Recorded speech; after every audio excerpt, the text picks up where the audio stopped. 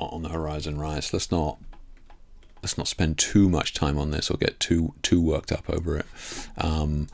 But last month, I think it was, I did this post talking about this photographer who is kind of sharing work, but is actually all kind of AI generated, right? So this is kind of all the what do they call it? AI photography, which is kind of an oxymoron. Like, you can't have AI photography. Like, that's not a thing. But can't argue with how impressive the quality of that is, right? In terms of, like, you'd need to be very nitpicky to find fault in these and go, oh yeah, AI for sure, right? And it's kind of interesting, right? It is in this. I mean, Miriam left a comment here. I remember a few months ago you said on stream we could still tell a few photos were AI generated if we pay attention to the lighting and other details, but it's becoming increasingly hard to tell, almost impossible now. And look, I would have to agree. I think that it is getting to a point now where I'd certainly, like, unless I was like sat down and it was an exam and you go, right, which one is the real one? Nobody's doing that. So I think 99.99% of these AI images are certainly skimming through under the radar, which comes back to this, right? So this is AI models, right? So this is a great article from Alexi Key here from Fashionography, and talking about how models are creating AI and digital versions of themselves so that they can be, used on photo shoots.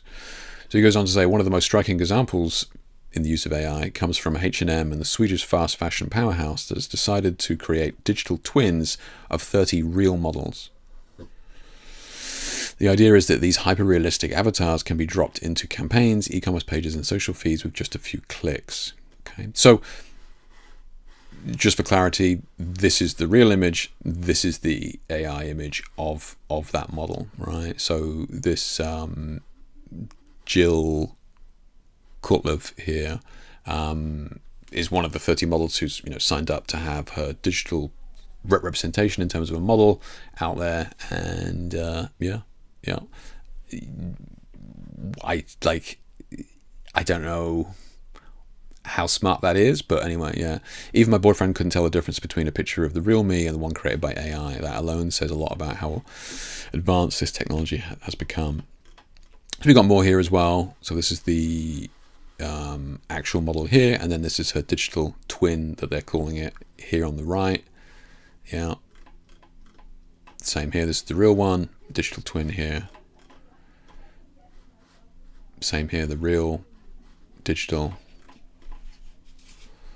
real, digital, right? I don't know why.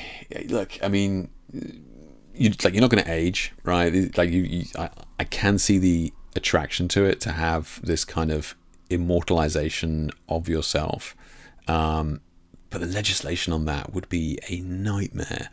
Like, so you're going to be aging, but your AI avatar isn't going to be aging.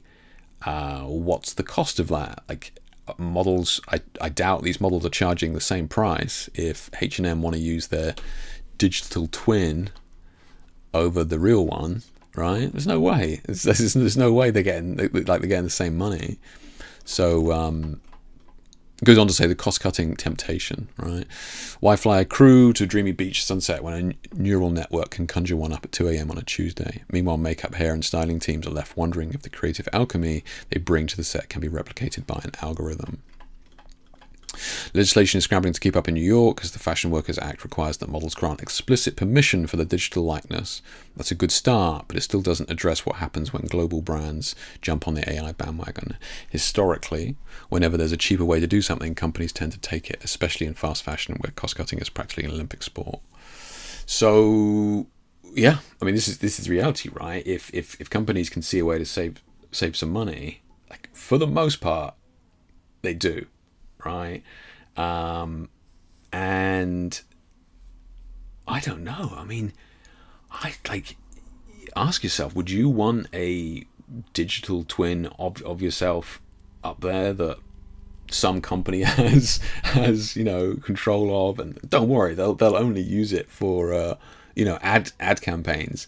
I mean, in theory, your digital twin will be somewhere on a hard drive when you're dead and buried, right? I mean, that's what we're talking about, right? I mean, it's just eternal youth. Then what happens? What, they just get to use it for free? I mean, I think copyright law typically is 50 years after passing, but you get my point. Like, it's just the legislation on this is wild. Yeah, it's wild. Yeah. Get a digital twin, then head down to Krispy Kreme's for years feasting. Size 6 forever. That's hilarious, man. Yeah, I mean, that's it. Forward thinking, Sin. I like it. Yeah, start your own AI modeling agency. If you can't beat them, join them. I mean, yeah. Like that is the counter argument, Ray. Yeah, 100%. That is absolutely the argument, right? If you can't beat them, join them. Don't get left behind. Some intern will use your digital twin, shoot some model for cool in 3 2. That's exactly. Giving your entire digital twin over to a company is wild to me. Now, typically these models that are signing up for this are maybe a little bit younger, right? I get it. You're young. Who cares? Not my problem. Cool. I don't have to get up at 6 o'clock tomorrow morning, and I'll get a third of the money. Like, quids in. I don't know. And those folks can get in the OnlyFans game. That's true. Yeah. Okay, so it goes on. AI is great at pulling from what already exists. It learns pattern styles and existing data, but doesn't really feel anything. Real life shoots can be chaotic. Sometimes the best shot happens when the wind picks up unexpectedly, or a model bursts out laughing at the perfect moment. That spark of spontaneity is something AI can't truly replicate unless we meticulously train it to mimic casual spontaneity.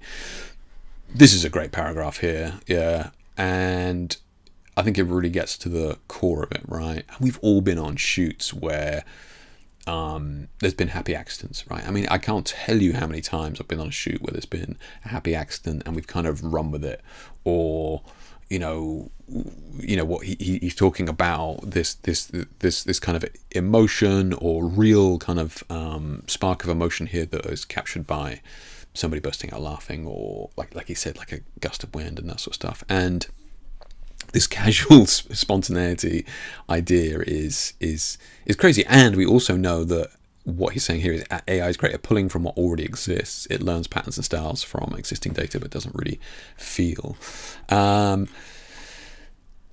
So this would be my argument, right? This would be this young lady has her digital twin, and the AI algorithm will have been fed like this photo shoot, right?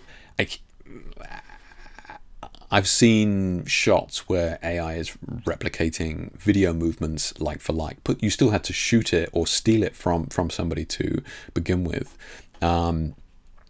So this image here, which is a replication of this one here, like, does the photographer get money for that?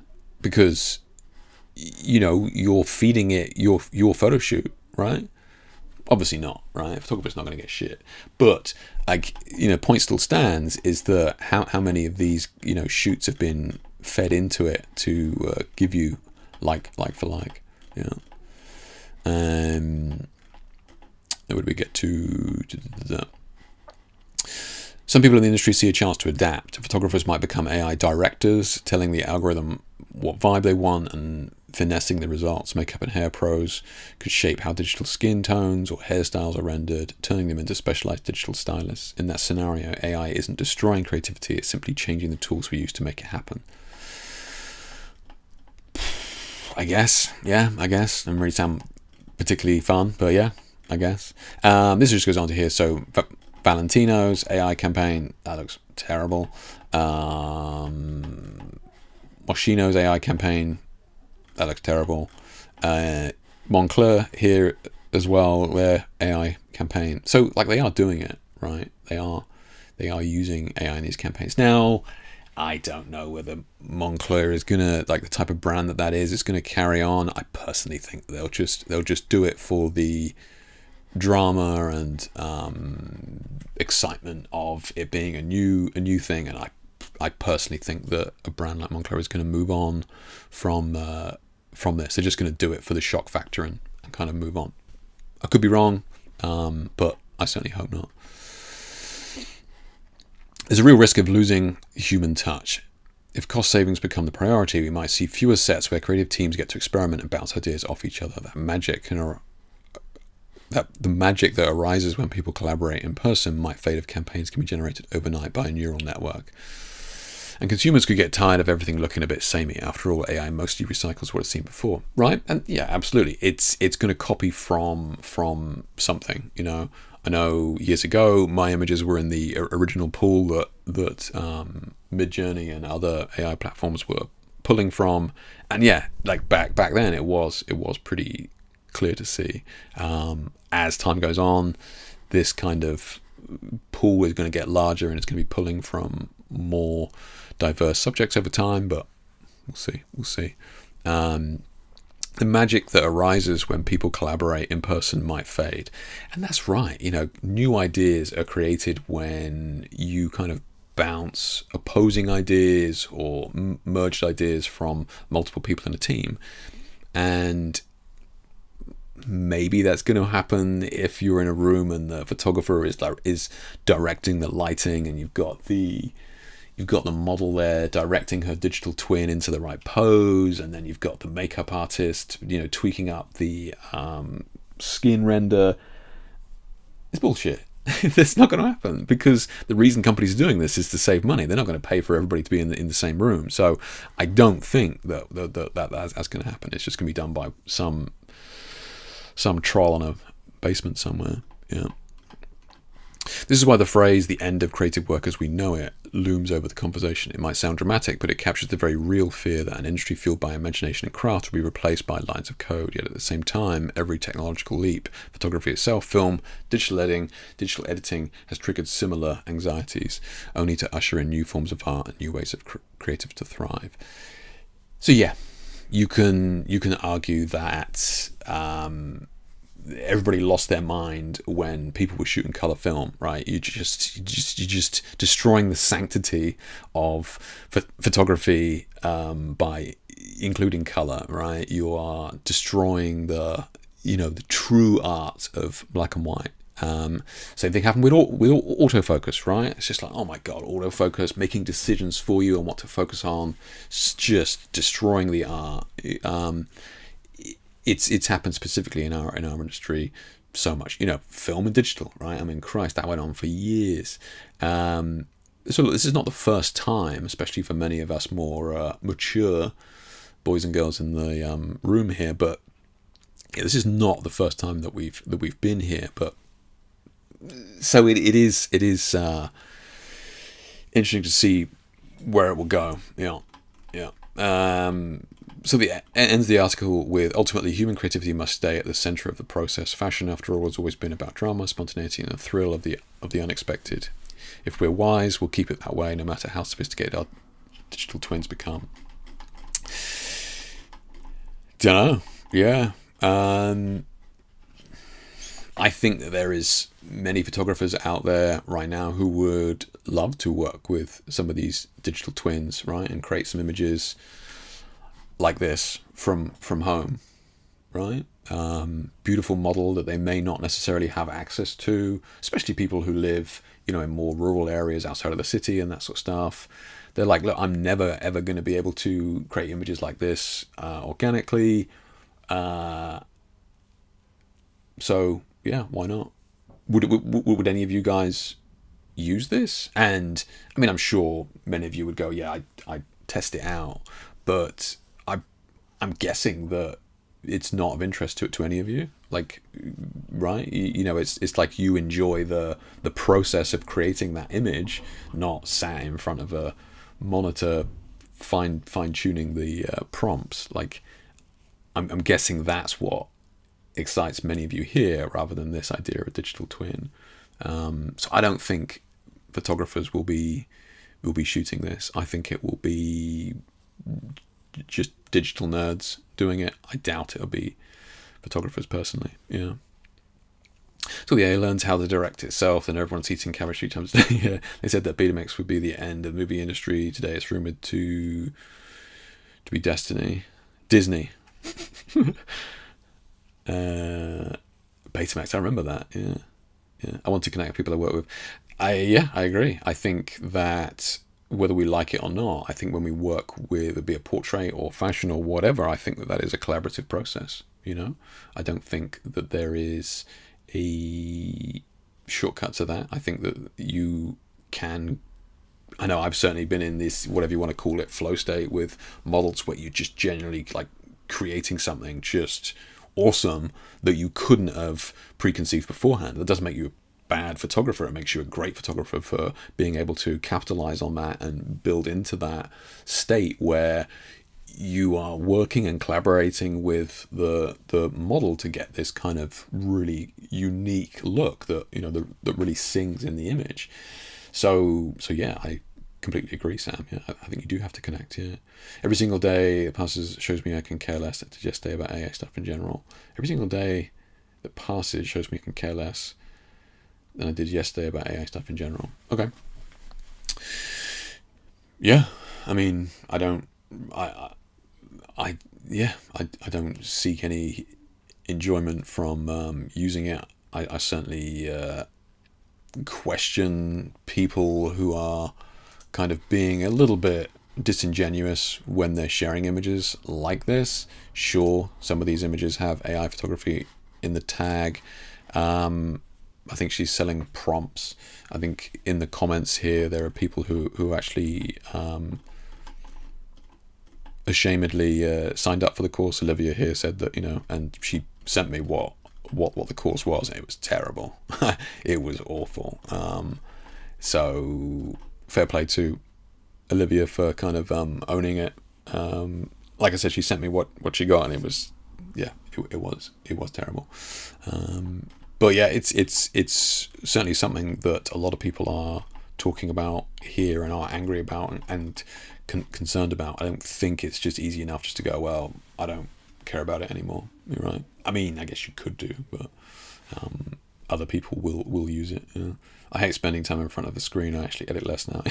That's the main thing, Sam. Yeah, a lot of people do just hate sitting in front of the screen. Yeah.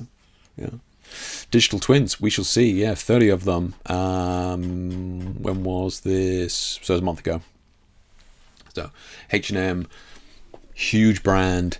I'd love to know the figures involved, but I guarantee these young ladies will not be paid accordingly. But yeah, it's a shame. But yeah, great article from Alexi there. Check it out.